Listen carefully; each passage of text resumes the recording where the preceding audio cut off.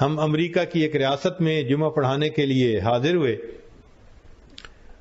تو وہاں امام صاحب سے تھوڑی دیر گفتگو ہوئی تو وہ کہنے لگے کہ جی مجھے ہر سنڈے کو جیل میں جا کر دین اسلام کی تبلیغ کرنے کا موقع ملتا ہے.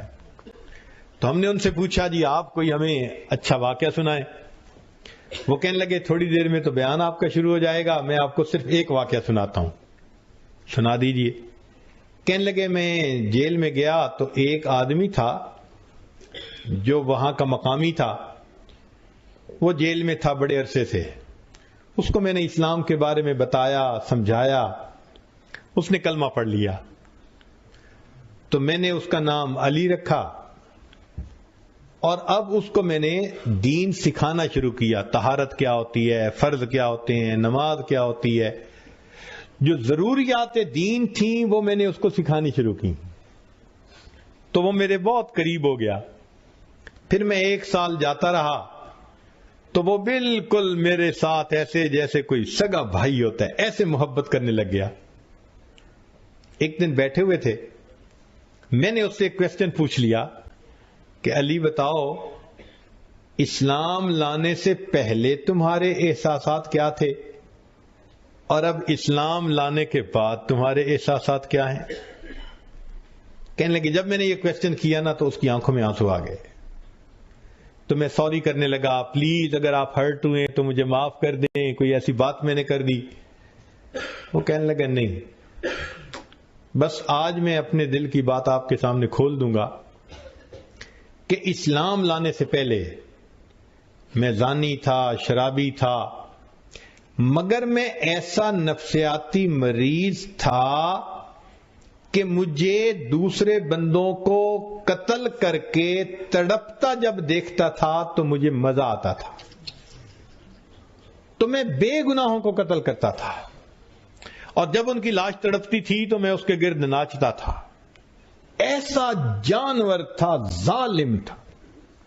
میں موقع کی تلاش میں رہتا تھا. کہیں عورت اکیلی مل گئی, بچہ اکیلا مل گیا, بندہ اکیلا مل گیا, یہاں مجھے کوئی اکیلا مل جاتا میں اس کو بلا وجہ قتل کرتا. اس کا خون بہتا ہوا دیکھتا, تڑپتا ہوا دیکھتا, ٹھنڈا ہوتا دیکھتا, اور نفسیاتی مریض تھا کہ اس سے مجھے خوشی ہوتی تھی. کہنے لگا کہ میں نے 30 سے زائد بندوں کو بے گناہ قتل کیا ہوا ہے. یہاں تو میں آیا ہوں ایک چھوٹے سے جرم میں اور 6 مہینے کے بعد میں بات پر نکل جاؤں گا. کسی کو میرا پتہ نہیں چلا کہ میں نے کتنے مرڈر کیے ہیں. لیکن جب تم نے اسلام کا کنسپٹ مجھے دیا اور قیامت کے دن کا کنسپٹ دیا کہ ہر بندہ اپنے عمل کا جواب دے ہوگا, میں نے اسلام قبول کر لیا. اب میں جب قیامت کے دن کے بارے میں سوچتا ہوں نا کہ میں اللہ کے سامنے پیش ہوں گا اور وہ مجھ سے پوچھیں گے کہ تم نے یہ ظلم کیوں کیا تھا, تو کہنے لگا کہ میرا دل ڈرتا ہے, خوف کھاتا ہے, اور اب میرا دل اتنا حساس ہو گیا ہے کہ جب مجھے ہفتے کے بعد کمرے سے نکالتے ہیں تھوڑی دیر کے لیے تو میں باہر قدم رکھتے ہوئے اس کا بھی خیال کرتا ہوں پاؤں کے نیچے کوئی چیونٹی بھی آ کے نہ مرنے پائے. جو کفر کے زمانے میں 30 سے زائد بے گناہ لوگوں کو قتل کرتا ہے, جب قیامت کا تصور اس کے ذہن میں اتر جاتا ہے پھر اللہ اس کا دل ایسا بنا دیتے ہیں کہ وہ چلتے ہوئے یہ بھی خیال کرتا ہے کہ پاؤں کے نیچے چیونٹی آ کے بھی نہ مرنے پائے.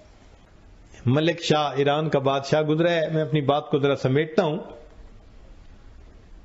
وہ اپنے پولیس والوں کے ساتھ ایک مرتبہ 3 دن جنگل میں شکار کھیلنے کے لیے چل رہا.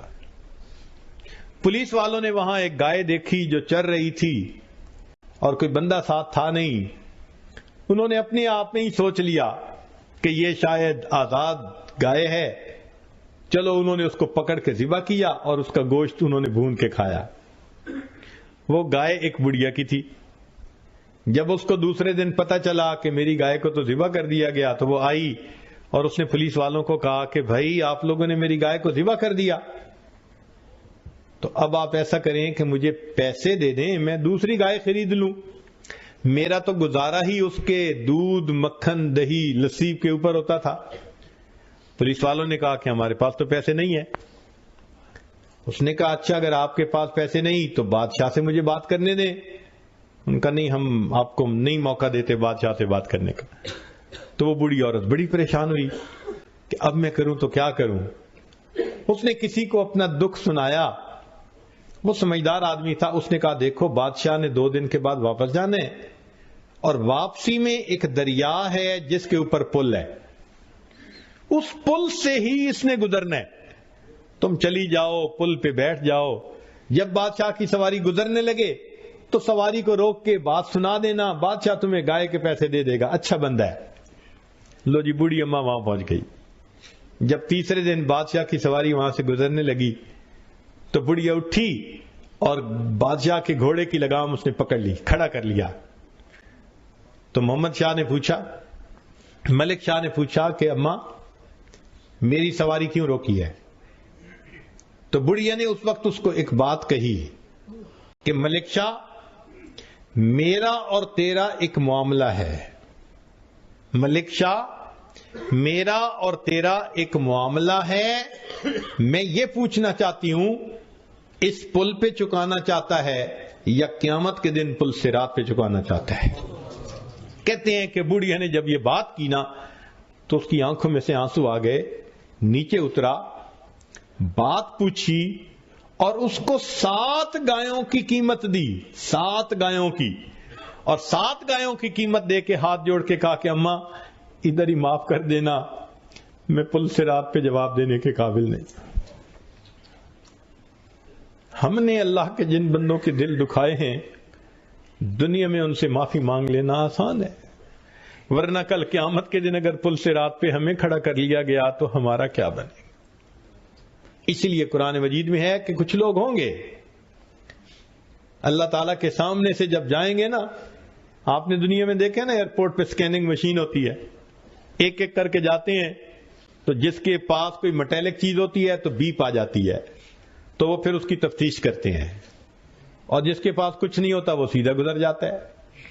قیامت کے دن اسی طرح ہوگا، ایک ایک بندہ جئتمونا فرادا کما خلقناکم اول مرہ، اللہ فرماتے ہیں ایک ایک کر کے تم میرے سامنے سے جاؤ گے، وہ سکین ہو رہے ہوں گے سارے بندے، اور جنہوں نے دوسروں کے دل دکھائے ہوں گے اور دوسروں کے لیے وبال جان بن کے رہے ہوں گے اور اللہ کے حکموں کو توڑا ہوگا، جب وہ گزر۔